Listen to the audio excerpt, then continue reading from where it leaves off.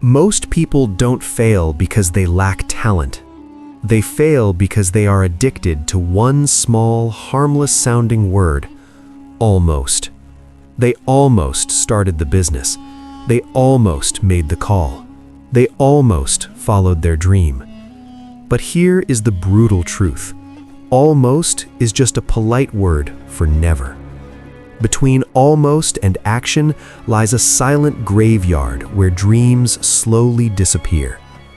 And this is the story of a man who lived in that graveyard for 10 years. In a bustling city filled with ambition and noise, there lived a man named Elias. Elias was brilliant. Anyone who spoke to him for 5 minutes could see it. His mind was sharp, creative, and full of ideas that could change industries.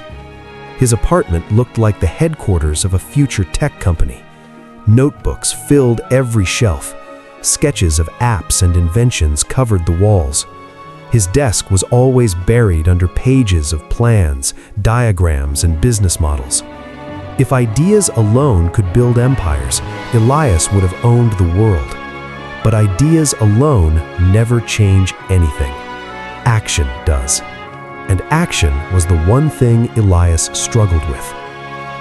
Every Saturday morning, Elias had a routine. He would walk down the same quiet street and enter a small neighborhood coffee shop. The place smelled of roasted coffee beans and fresh bread. Soft jazz music played in the background. And at the same table near the window, he would meet his friend Julian. Julian was very different from Elias. He wasn't particularly brilliant. He didn't read business books or design revolutionary apps. Julian simply worked. Years ago, he had started a small landscaping business. Nothing glamorous, just planting trees, mowing lawns, and building gardens for homes and parks. His hands were rough from labor, and sometimes his clothes were stained with soil. But there was something else about Julian. He moved.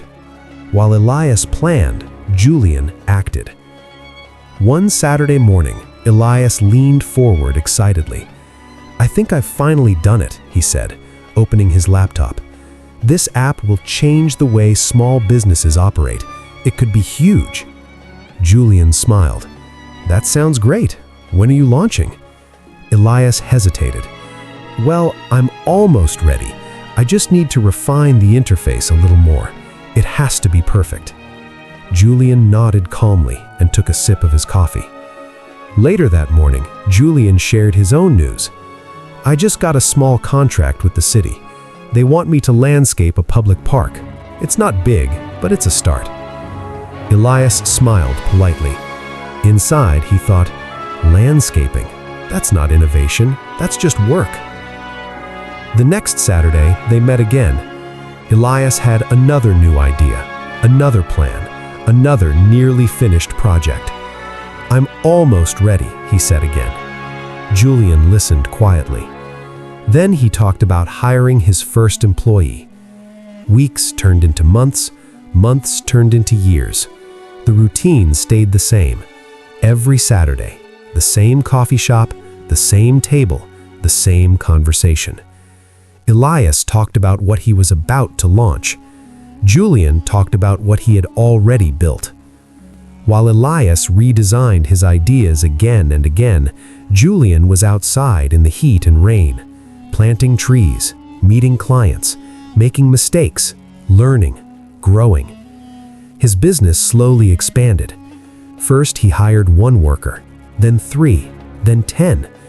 He started getting bigger projects, city parks, corporate campuses, green rooftop gardens. None of it was perfect. Sometimes projects failed. Sometimes he lost money. But every mistake made him smarter, and every action moved him forward. Meanwhile, Elias's apartment kept filling with notebooks. New ideas replaced old ones, each one brilliant, each one unfinished. He told himself the same thing every night. "When the timing is right, I'll launch." But timing never becomes perfect, and perfection is the favorite excuse of fear. 10 years passed. 10 years of Saturdays. 10 years of almost. One quiet afternoon, Elias was sitting in the same coffee shop waiting for Julian.